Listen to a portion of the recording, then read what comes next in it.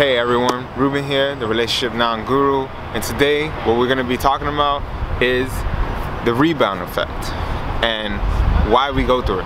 Every one of us has probably been through it. You have been through it, I have been through it, and we've been in places where we get out of a breakup, we probably had a great relationship or it wasn't a great relationship, but you got a certain habits, you built certain habits with that person, you got used to them being around you, and all of a sudden they're gone. Your life is going to change, no matter how many months it's been, years, whatever the case is. So most of us will go out and find what is called the infamous rebound. And yes, there are some, and very rare when you hear like success stories when it comes to a rebound, where it's like, I left this person and a week later I found this person and we've been happily ever after since. That's probably like 1% out of thousands and thousands of people. It does not happen. Rarely does it happen. And what most of us do is we use that as a crutch to not be alone, because that's like the main thing. We fear being alone, especially after being with somebody and you get these habits built in and you get in sex on a regular basis. Now all that is going to be gone. So what do you do then? And it's like, oh, I'll just find someone else to fill that hole, when you're not filling the hole yourself and filling that, what I talk about in my other videos, that relationship with yourself, where you're like building yourself up in a way that you can handle your life without someone there. Having someone there is just an extra plus, but we do not do that, and we go into this effect where we become, the word I'm looking for is like obsessed with like finding, if we don't find anyone else, we're finding out what our ex is doing. And we're looking through their Facebook and their Instagram, and we're looking through all these things, and we're trying to become part of them and seeing like, oh, maybe they found someone else. Oh my God, what if they found someone else? And all this is happening in your head, and you're picking the worst case scenarios, and you get to the point where you just can't handle it anymore. And most people go crazy. Not in a literal sense, but just crazy where their life is being consumed and they're not able to like think for themselves. What's taken over them? Their emotions. It's that emotional instability that most of us go to. A lot of people in the world is emotionally unstable, and they have to work on becoming emotionally stable and have a higher EQ, emotional IQ, as they say.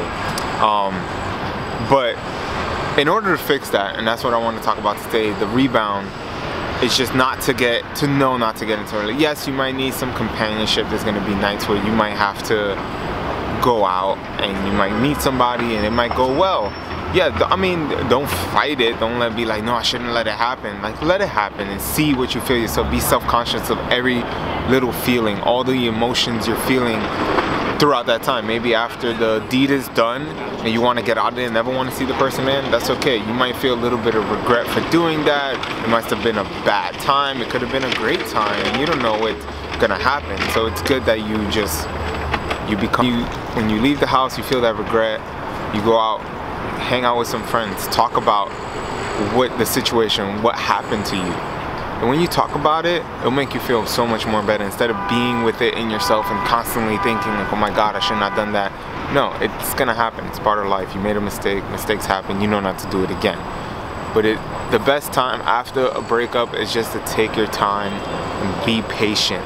Do not look for the rebound, or you're gonna go through the bad cycle of the rebound effect, and you will be emotionally fucked up. I'm just gonna use, this is the best terms I could bring up. You can just be emotionally fucked up. You're not gonna wanna do anything, and you're gonna go through just another bad relationship. I've been there, you know, from personal experience, you know. It's just like literally break up with a girl and a week later I was with a new girl. That shouldn't have happened, because that relationship ended up not working, and this is what happens to a lot of people. It wasn't great all the time. There was a lot of bad shit that went down in that relationship, because you start growing trust issues depending on how the last breakup went. If that person cheated on you especially, oh man, trust issues will be all over the place. Because it's a good time after a breakup, and I probably made a video of this before, of how a breakup can be good for you if you know how to handle it after it's done, and know how to reevaluate, focus on yourself, be with yourself, and focus on growth, building your relationship with your friends, your family, and meeting new people. And that's what you want to do to avoid that vicious circle of the rebound and going through that all over again and again and again and again. You want to do that. So I advise stay away. Yes, it might be hard because you, like I said, your fear of being alone, but you might be scared. Accept it. Like I always say, accept the fear. Once you choose to accept it, you will find peace within that, and you'll be more within yourself, think more for yourself, and you'll live a much better life. But that's all for today. This here, it's beautiful outside, kind of cold, sun is going down, and